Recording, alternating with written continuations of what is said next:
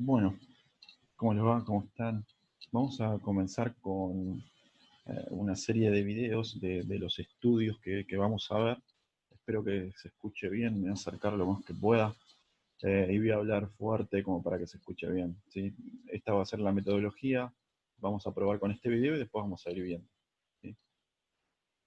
Bien, ¿qué video comenzamos a ver? Comenzamos a ver colecistografía y colangiografía. Tenemos que diferenciar cuál es cuál, ¿sí? En esta primera parte que vamos a ver. Cuando hablamos de colecistografía, recuerden que, y ustedes ya lo buscaron en el trabajo, la palabra cisto corresponde a lo que es un reservorio, un bolsillo, ¿sí? Un saco. Nuestro reservorio, nuestro bolsillo, nuestro saco para estudiar, en este caso va a ser la vesícula, ¿sí? Todo lo que tenga el prefijo cole tiene que ver o está relacionado con la bilis, ¿sí? Entonces, bilis, vesícula e imagen, ¿sí? Una colecistografía. Entonces, vamos a tratar de pintar esa vesícula a través de un contraste y la vamos a tratar de documentar, ¿sí? Diferencia con la colangiografía. Aquí, en la colangiografía lo que yo quiero estudiar o voy a documentar para estudiar van a ser las vías biliares. O sea, todos los tubitos que me van a relacionar la vesícula, me van a relacionar el hígado, me va a relacionar el páncreas, cómo van a llegar con sus fluidos o con sus líquidos a la segunda porción del duodeno, ¿sí? Entonces, que quede claro eso, qué estudiamos en una y qué estudiamos en otra. Ahora nos vamos a dedicar a la colecistografía, el estudio de la vesícula biliar, ¿sí? Bien, este dibujito ya lo tenían ustedes y lo han contestado correctamente. Como primera medida podemos empezar un poquitito con la anatomía y recordar que la vesícula siempre se encuentra hacia adelante y está en relación con la cara inferior de ese hígado, ¿sí? Eh, esta vesícula que se encuentra hacia adelante presenta aquí un fondo de la vesícula, un fundus, un cuerpo y un cuello o infundíbulo que se comunica con este conducto que está acá, bien grosero ahí en ese dibujito, que es el conducto cístico, ¿sí? Entonces, si la vesícula se encuentra hacia adelante, el conducto cístico, que nace a partir del infundíbulo, se va a encontrar hacia atrás, ¿sí? Vesícula hacia adelante, conducto hacia atrás. Entonces, podemos empezar a pensar o podemos reflexionar y decir que si yo quiero documentar esa vesícula con su morfología o su forma más real posible, al paciente le voy a decir que apoye su abdomen o apoye su panza en el buki mural. ¿Se entiende? Entonces voy a acercar lo más próximo a ese buki la vesícula porque ésta se encuentra hacia adelante, ¿sí? Distinto es, podemos reflexionar, y si yo quiero que esa vesícula drene más rápido su contenido, en este caso la bilis y la bilirrubina, ¿cómo tendría que hacer con el paciente? ¿Qué le tendría que decir al paciente? ¿Que se acueste o que se quede parado? Y en ese caso tendría que decirle al paciente que se acueste y que se acueste en decúbito dorsal. ¿Y por qué? Y porque recién dijimos, la vesícula va a estar hacia adelante y el conducto cístico va a estar hacia atrás. Por lo tanto, el paciente que se encuentra en decúbito dorsal, ese conducto cístico ahora va a ocupar la región posterior. Por lo tanto, va a ser el más declive. Por lo tanto, voy a ayudar en ese drenaje de la bilis, ¿sí? Cosas rapiditas solamente de anatomía como para repasar. Después lo demás ustedes lo saben muy bien. Bien, habíamos visto eh, algunos términos acá, como este que está aquí, dice colelitos. Los colelitos son los cálculos, ¿sí? Dentro de todos estos estudios se habla mucho de estos. Son cálculos que presentan o que se forman a través de la cristalización de sales biliares, colesterol y calcio, ¿sí?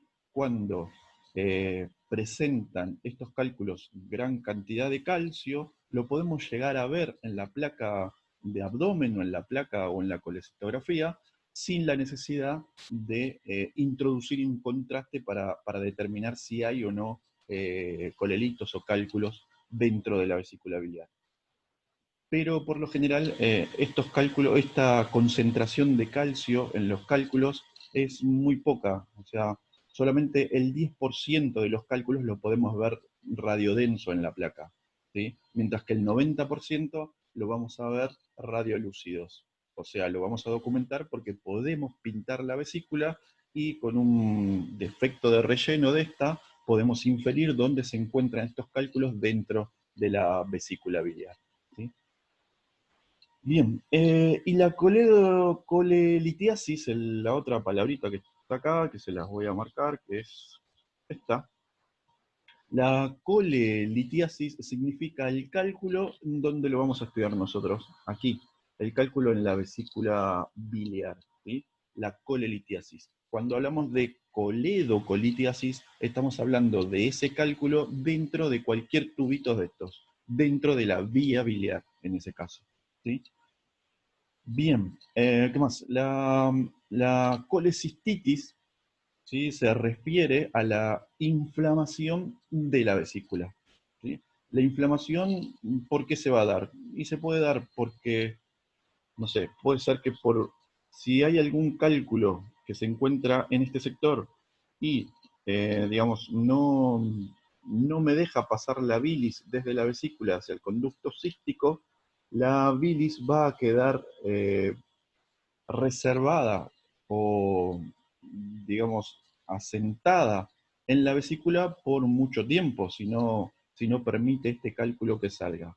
La vesícula, cuando se encuentra por mucho tiempo, la bilis, perdón, cuando se encuentra por mucho tiempo dentro de la vesícula, hace que se comience a irritar lo que es la túnica interna de la vesícula o la pared interna de esta, y esa irritación produce una inflamación denominada colecistitis. ¿Se entiende?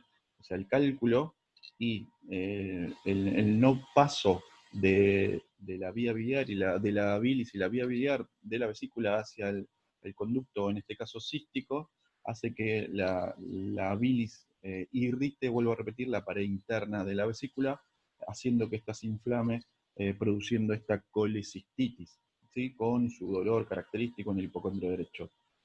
Otra facultad o por qué se puede dar una inflamación de esa vesícula es por un proceso infeccioso, bacteriano generalmente, ¿sí? Donde también esta inflamación se puede dar, o este caso o esta clínica de colecistitis en la vesícula biliar. Solamente esto, cuando ese paciente presenta mucho dolor, mucha inflamación y mucho cálculo, después de haber estudiado esto, se decide a una operación, se decide sacar la vesícula y ese extirpar de vesícula se lo llamamos, se lo denomina colecistectomía. ¿Sí? El paciente cuando está colecistectomizado es que no presenta la vesícula biliar. ¿Sí? Muy bien. Vamos una más. Entonces, ¿para qué me sirve este estudio, esta colecistografía? Obviamente para estudiar lo que acabamos de decir, para estudiar la vesícula, pero también podemos llegar a pensar con este estudio, con esta visión de la vesícula con contraste, podemos llegar a relacionarla con la capacidad funcional del hígado. Por ejemplo, si en la vesícula no hay ningún cálculo y no hay nada que impida que la bilis pase a la vía biliar, podemos llegar a pensar que el hígado es el que no está funcionando bien. ¿Se entiende? Con alguna clínica del paciente, como por ejemplo la ictericia, podemos llegar a pensar, si no hay cálculos, que el hígado funcione mal. O que el cálculo no se encuentra en la vesícula, pero sí se encuentra en algunos conductos de esta vía biliar. Entonces podemos llegar a pensar o a ver o a analizar la permeabilidad y el estado de las vías biliares. ¿Se entiende? ¿Se entiende? Entonces podemos ver secundariamente la capacidad funcional del hígado y también la permeabilidad de las vías biliares. Primordialmente o principalmente vamos a ver no solo la forma de la vesícula con su contraste, o sea, su morfología, sino que también vamos a ver en la placa la ubicación de esta vesícula y también vamos a ver, como bien dice acá, la concentración y contracción de esa vesícula biliar, ¿sí? A través de algunas pruebas que se realizan o que se realizaban, podemos ver cómo o documentar cómo la vesícula está llena de contraste o cómo la vesícula se contrae luego de haber ingerido alguna sustancia grasa. ¿Sí? Muy bien. Algunas preguntitas de estas creo que están ¿cómo es? En, el, en la tarea que todos hicieron. ¿Sí? La primera pregunta que está ahí dice, ¿cómo suministro el medio de contraste al paciente? Bien, todos saben que para este tipo de estudios el medio de contraste se le daba al paciente a través de cápsulas iodadas. ¿Sí? Había que eh, dárselas la noche antes o la noche previa al estudio, donde todo ese tiempo que pasaba le daba eh, ese tiempo al contraste para concentrarse dentro de la vesícula biliar y poder demostrarme si ese paciente tenía algún cálculo o no, algún colelito o no. ¿Sí? La contraindicación de este estudio, como vamos a utilizar radiación X, el embarazo es una contraindicación absoluta de este estudio. Eh, Otra contraindicación tiene que ver con alguna enfermedad importante hepática, con alguna enfermedad importante renal, con alguna enfermedad gastrointestinal, ¿sí? Y obviamente si ese paciente era alérgico a los compuestos iodados, ¿sí? O era hipersensible a esos compuestos iodados. ¿Cuáles son los síntomas? O sea, el paciente, cuando tiene un cálculo, cuando tiene una obstrucción, los síntomas de esta eh, colecistitis que acabamos de nombrar recién. ¿Sí? Obviamente que esa inflamación me va a producir dolor a la palpación, como bien dice ahí, en el hipocondrio derecho. Si nosotros ubicamos no solamente al hígado, sino que también a la vesícula en ese hipocondrio derecho. Y me marca que ahí que es postprandial, o sea que luego de haber ingerido alimentos. Luego de haber ingerido alimentos comienza el paciente con dolor y esa inflamación de la vesícula. Otro síntoma de espirosis, ya lo definieron todos también, que es ese malestar o ese ardor, ¿sí? que viene desde la panza, digamos, y sube prácticamente hasta llegar a la garganta. Otra clínica o otra presencia que podemos observar en el paciente es la ictericia. ¿Sí? Es ese color amarillento, no solamente de la piel, sino que de las mucosas también, tanto como la esclerótica del ojo. Y después de la pancreatitis, ¿sí? También obviamente va a tener una inflamación o puede llegar a tener una inflamación del páncreas, donde va a causar dolor, obviamente. Esos son algunos de los síntomas. Y hay una pregunta ahí que dice ¿qué es la bilirrubina? ¿Sí? Algunos se confundieron por ahí entre la bilis y la bilirrubina. Algunos, la mayoría no, pero hay algunos que se han confundido. Recuerden que bilis y bilirrubina no es lo mismo. ¿Sí? La bilis es un producto que me va a servir o que le va a servir al organismo para la degradación de las grasas. ¿Sí? La bilis es un emulsificante de las grasas, quiere decir que rompe las grasas para poder ser absorbidas. ¿Sí? Ese es es el rol que cumple la bilis dentro del organismo. Y esta bilis es formada o es creada dentro de las células hepáticas, de los hepatocitos. ¿Recuerdan? El tejido hepático está formado por células llamadas hepatocitos y estas en conjunto forman los lobulillos hepáticos. Cada lobulillo, que es como un ladrillo, conforman así todo el parénquima hepático. ¿Sí? Pero la bilirrubina, ¿de dónde proviene? Si no se forma en el hígado. Si ustedes buscan en cualquier lado de dónde proviene la bilirrubina, lo que les dice el enunciado es que proviene de la degradación de los glóbulos rojos. ¿Y qué hacemos con eso? ¿Explicamos un poquitito más, les parece? No voy a explicar todo este super cuadro porque no me va a alcanzar el tiempo, pero voy a explicar un poquitito de esto como para que se entienda un poquito más. Esto que está acá es un glóbulo rojo, y esto que está acá también son glóbulos rojos, ¿sí? Los glóbulos rojos se los llama o se los conoce como eritrocitos, ¿sí? Estos eritrocitos son células. ¿Son células de dónde? ¿O a qué pertenecen? Obviamente son células de la sangre. Todos sabemos que la sangre es un tejido, y es un tejido líquido, o sea, es una combinación celular que me forma este tejido líquido. Los eritrocitos son células de la sangre, los glóbulos blancos son células de la sangre, las plaquetas, ¿sí? Pero en sí, estos eritrocitos se forman en un lugar, ¿sí? Que es en un lugar determinado de algunos huesos, en un tipo de tejido que se denomina o que se llama médula ósea roja. La médula ósea roja, a través de un proceso denominado eritropoyesis, forma estos glóbulos rojos, ¿sí? Perdón. Lo loco de estos glóbulos rojos, si ya dijimos que son células, es que no presentan núcleo y no presentan ADN, ¿sí? Em, y entonces, si no presentan núcleo y no presentan ADN, podemos llegar a pensar que no tienen o no pueden realizar actividad metabólica, como por ejemplo para reproducirse. Entonces no se pueden reproducir porque no tienen esa capacidad de hacer ese trabajo. Entonces, si no se pueden reproducir, la vida media del glóbulo rojo es corta, ¿sí? Aproximadamente el glóbulo rojo va a vivir 120 días.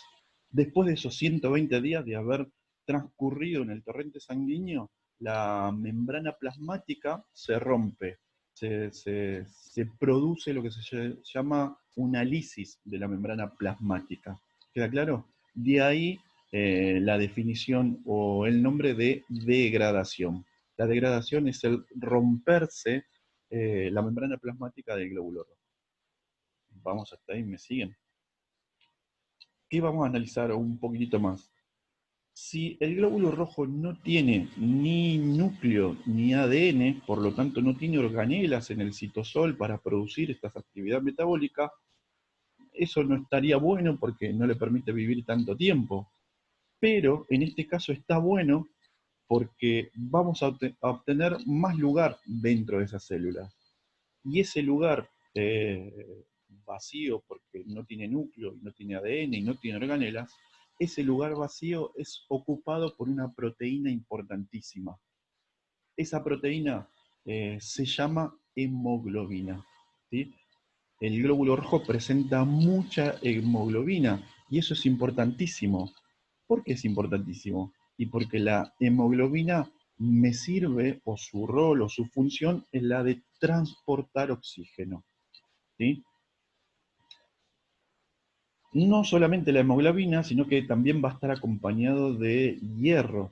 Esa hemoglobina hierro, que también es muy importante porque ayuda a enlazar el oxígeno, ¿sí? Van a ser los componentes más importantes del espacio que deja el núcleo y las organelas dentro de esta célula. Queda.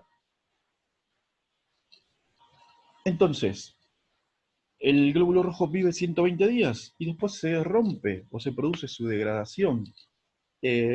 Los desechos que quedan de este glóbulo roto, de este glóbulo rojo roto, van a ser absorbidos, van a ser deglutidos por macrófagos, tanto del hígado como del vaso.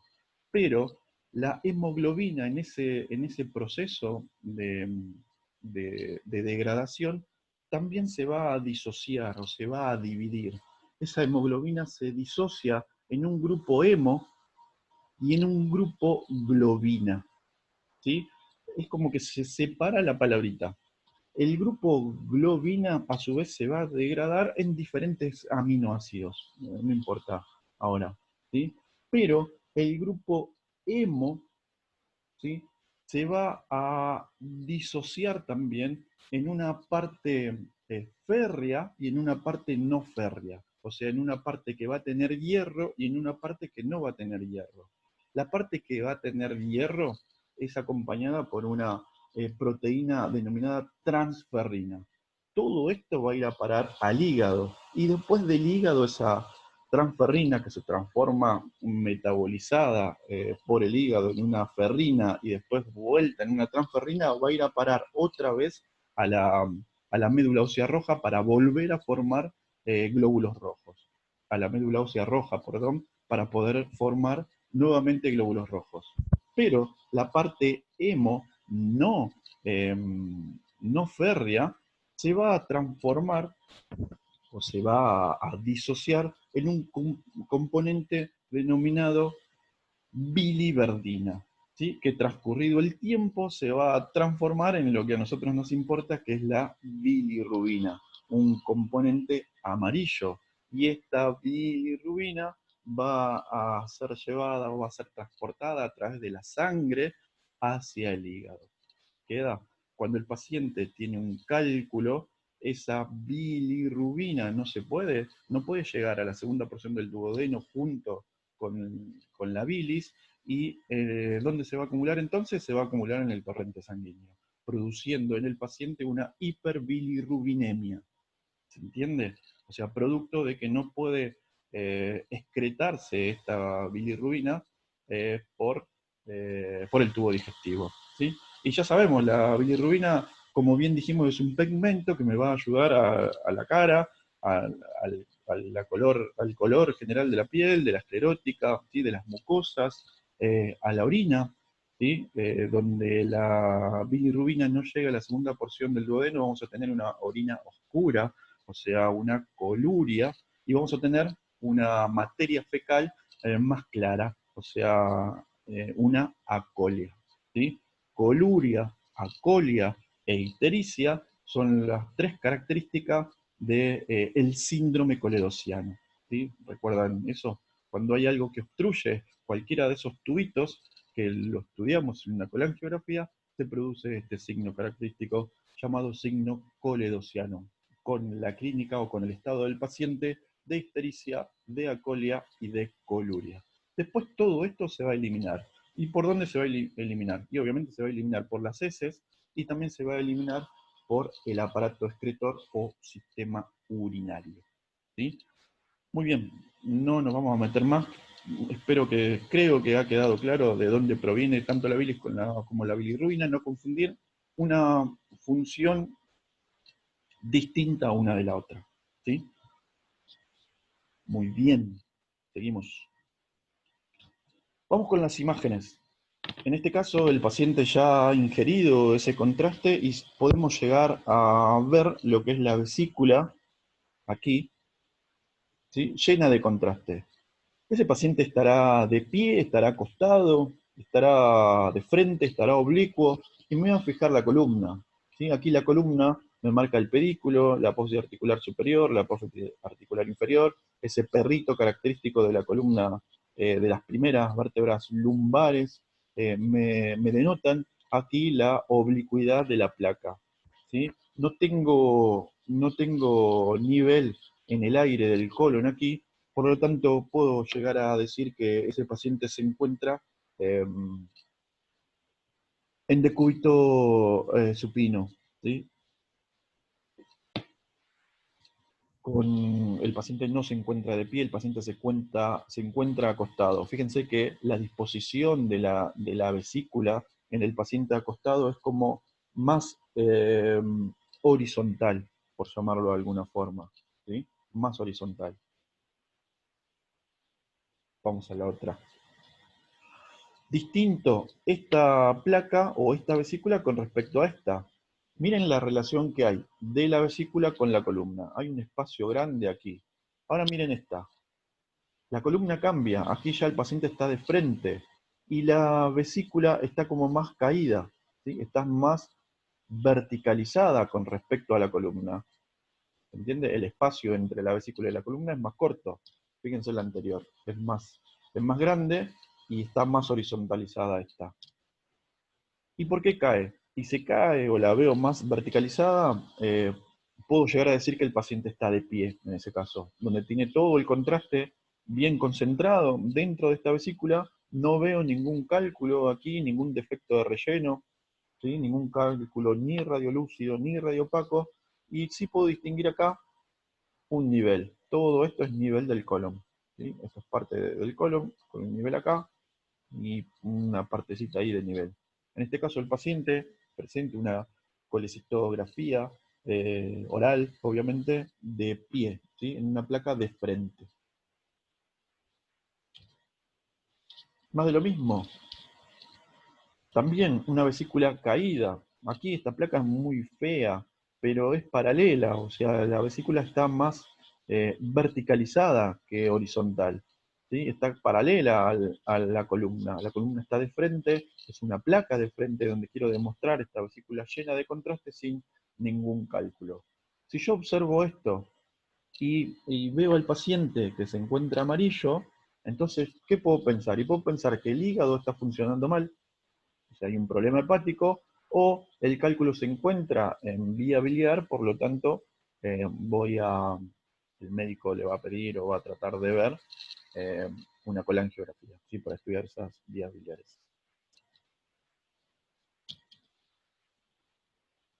Más de lo mismo, aquí la disposición de la vesícula cambia, pero esta es una variante en la disposición, ¿sí? Fíjense que pasó de ser vertical a irse más en relación o a irse más hacia medial. La columna sigue estando de frente, pero la disposición de la vesícula cambia. ¿Puede pasar esto? Obviamente que puede pasar.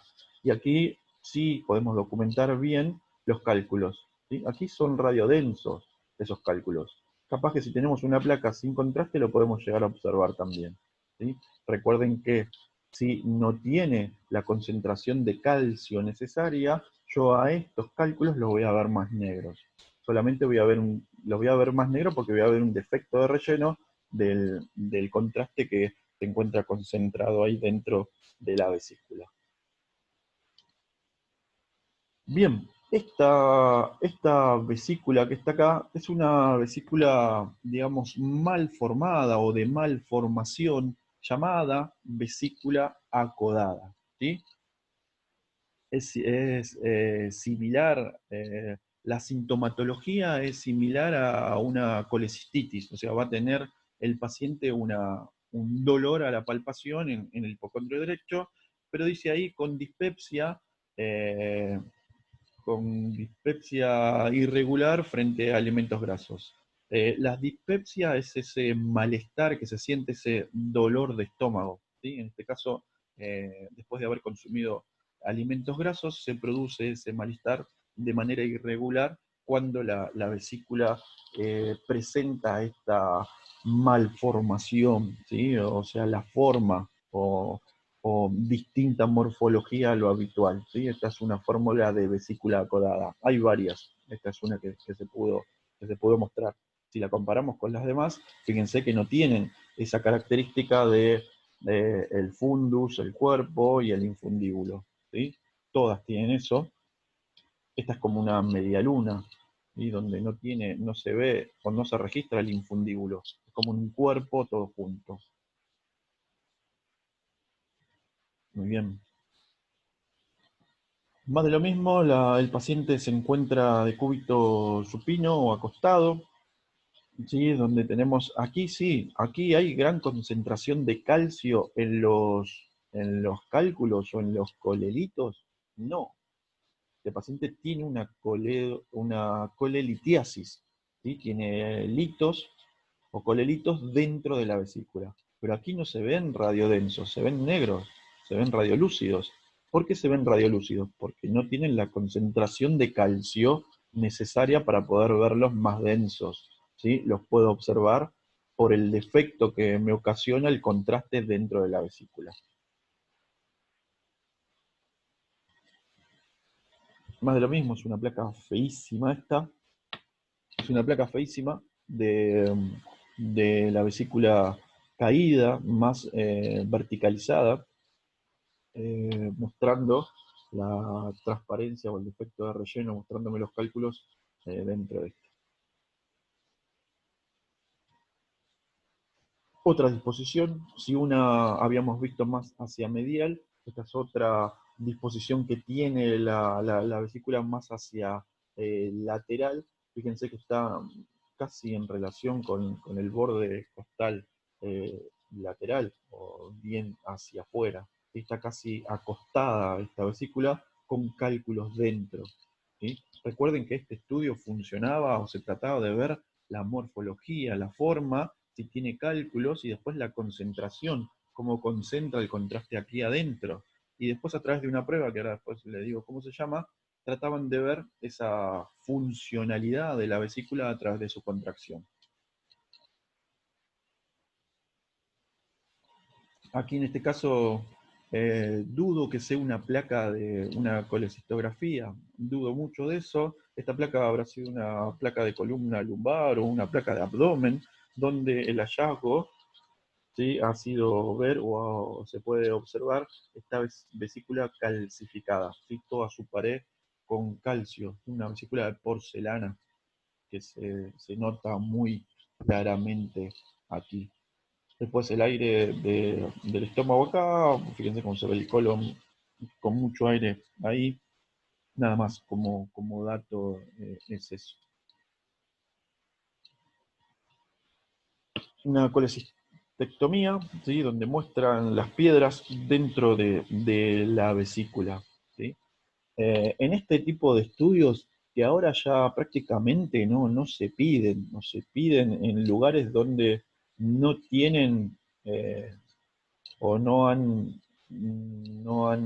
sido beneficiados con el avance tecnológico por ahí, ¿sí?, en algunos hospitales rurales o algo muy apartado. eh, este estudio prácticamente no se pide. ¿Por qué no se pide? Porque eh, se usa mucho ahora la ecografía. Y la eco es un estudio más barato por ahí, menos invasivo, y que me puede decir o me puede diagnosticar eh, los cálculos o la posición de esa vesícula. ¿Sí?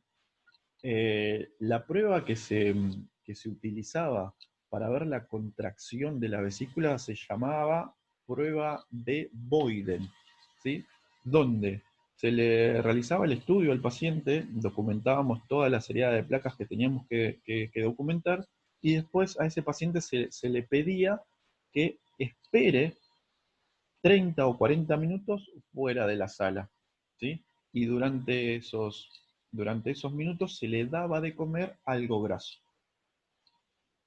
¿sí? Eh, Algo graso como por ejemplo mantecol, ¿sí? Mantecol. Y después volvía a la sala, después de pasado los 40 minutos, volvía a la sala y se realizaba nuevamente, creo que eran 3 placas, frente y 2 oblicuas. ¿Para qué? ¿Para qué era esto? Para ver la contracción de la vesícula. O sea, hay una hormona que se llama CCK, ¿sí? La ¿cómo era? Colecistocinina. Colecistocinina.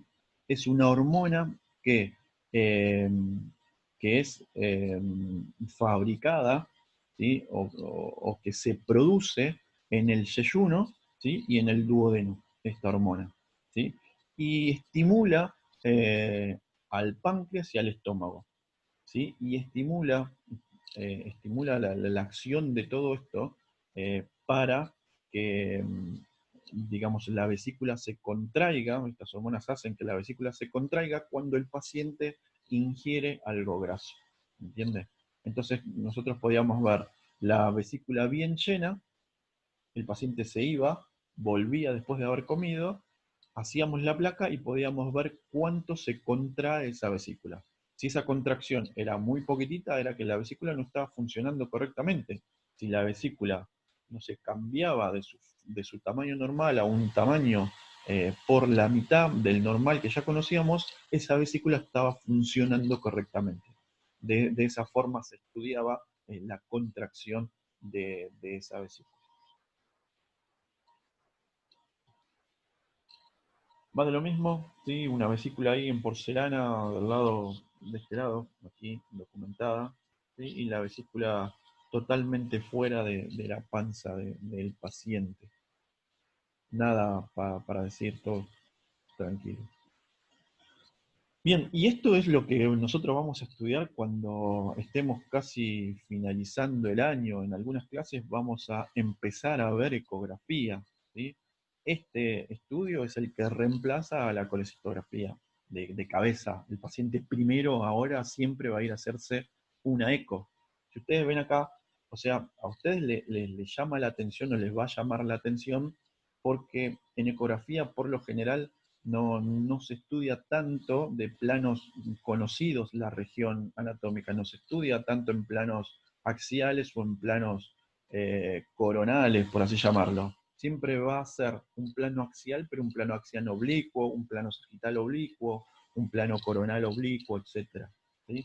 Solamente para ver, para que tengan en cuenta todo esto que está acá, todo esto es el parénquima hepático. ¿Sí? Y aquí la vesícula es lo negro. Uy.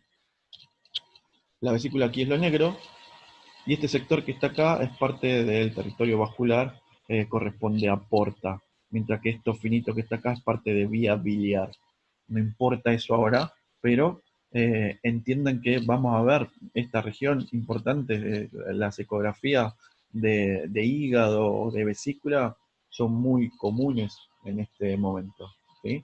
Eh, y vuelvo a repetir, se estudia a través de diferentes planos. La ecografía es como también, es como que presentamos o podemos ver alguna feta, pero no en el plano axial que todos conocemos, sino que esa feta va a ser de manera o de forma oblicua. Por eso la anatomía se nos va a distorsionar un poquito. ¿Sí? Y la ecografía no usa radiación ionizante, ¿sí? Es a través de ondas sonoras. Eso después lo vamos a ver, pero era nada más para mostrar y para decirles que la colecisto ha sido reemplazada ya por la ecografía. Nada, esto era para que completen ustedes, no me interesa mucho, me interesa la vía biliar, después lo vascular que pusieron ahí está perfecto, pero recuerden que la vía biliar es intrahepática y extrahepática. A partir del hepático común, que es este que está acá, conforma o se empieza a formar la vía extrahepática. El hepático derecho y el hepático izquierdo van a estar por dentro de ese hígado, por lo tanto van a conformar estos dos la vía biliar intrahepática. ¿Sí? El hepático común tenemos acá, el cístico y el colédoco. El colédoco se junta con este pancreático principal y van a desembocar en la cara interna de la segunda porción del duodeno. Después acá tenemos varias ramas de la arteria hepática y después esta grande azul que está acá es la vena porta. Recuerden que estos tres, vía biliar, arteria hepática y vena porta, llegan al hilio hepático, a ese surco transverso del hilio hepático. ¿Sí?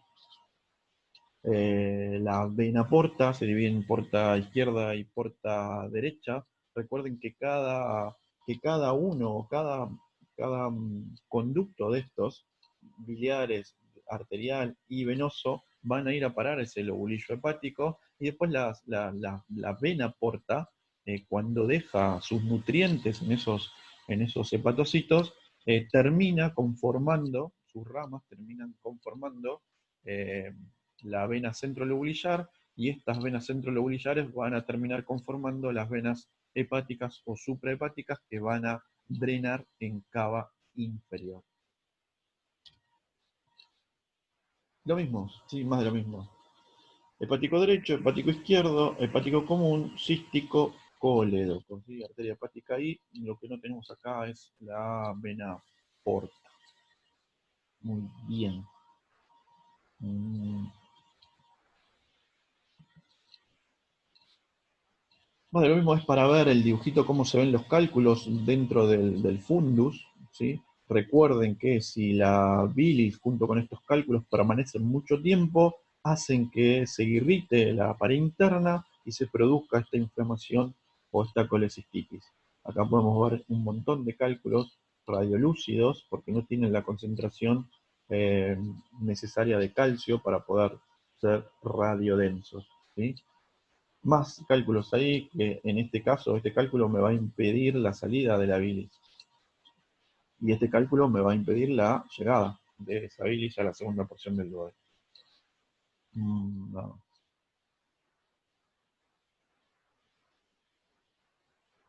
Característica de la ictericia, ya lo nombramos, o de este síndrome coledociano, que como bien dice ahí, es el conjunto de signos y síntomas que aparecen como consecuencia de la obstrucción de la vía biliar extrahepática, ya sea benigna o maligna, y se caracteriza por la tríada de ictericia, coluria, aculia y hipocolia.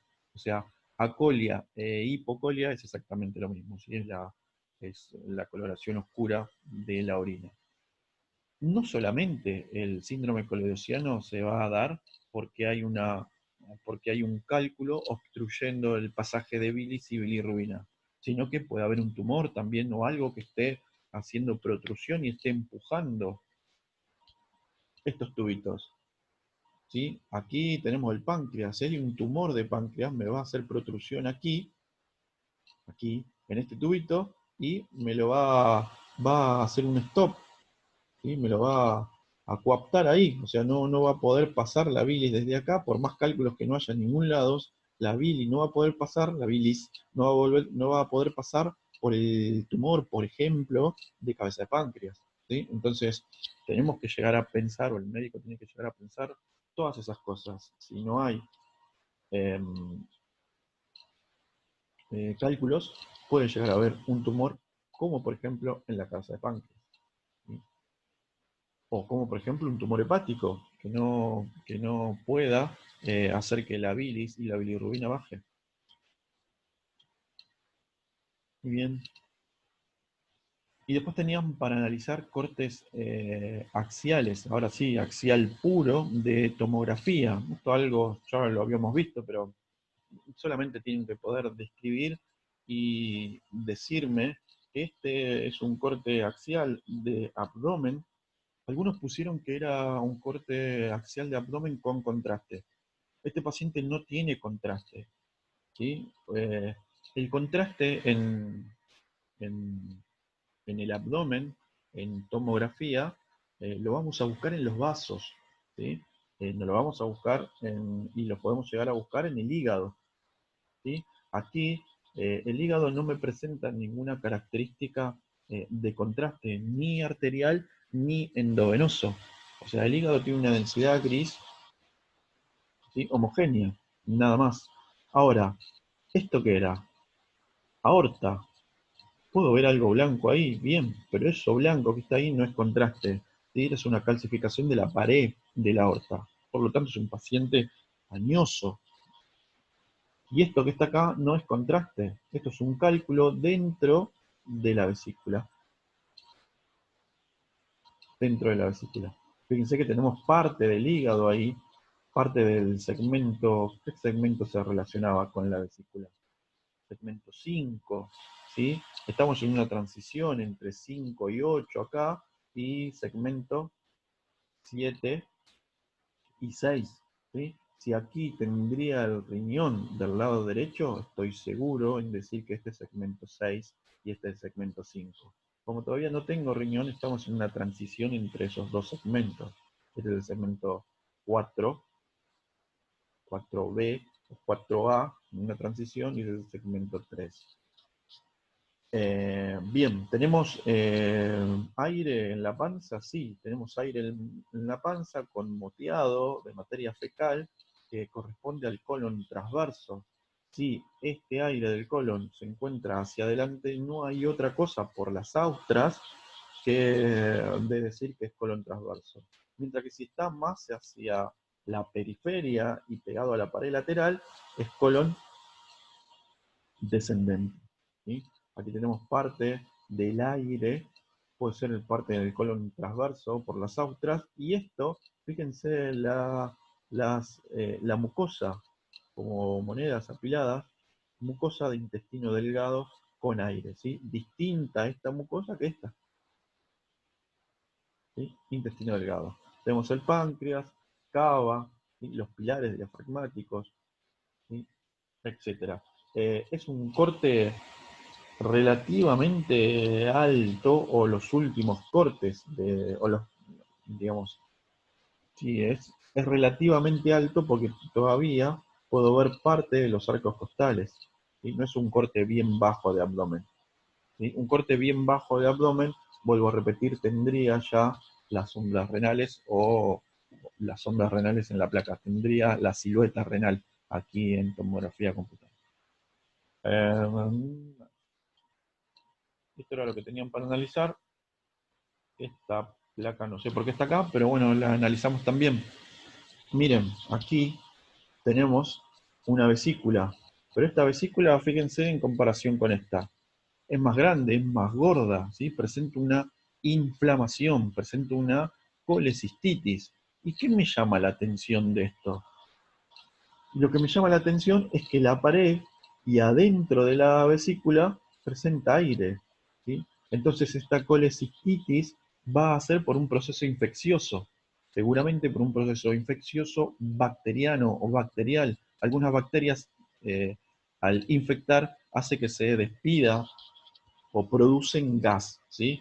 Esta es una colecistitis enfisematosa de ese paciente, ¿sí? Tenemos la última porción del hígado acá, el riñón, aorta, cava, parte de la última parte del estómago, el colon transverso, el vaso, parte del ángulo ahí esplénico, y nada más, ¿sí? Tenemos también parte de los arcos costales ahí, pilares diafragmáticos del lado izquierdo, del lado derecho, y nada más para decir.